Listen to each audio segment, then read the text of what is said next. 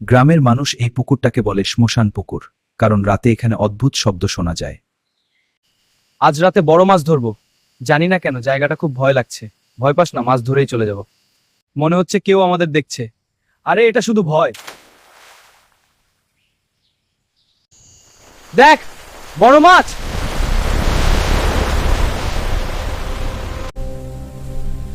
জালটাকে যেন নিচ থেকে ধরেছে। আমার মাছ কেঁদে এসেছে। আমরা এখান থেকে পালাই।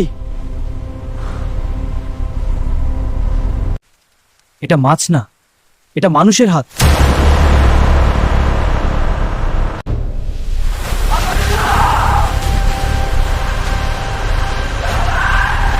সেদিনের পর তিন বন্ধুকে আর কখনো পাওয়া যায়নি।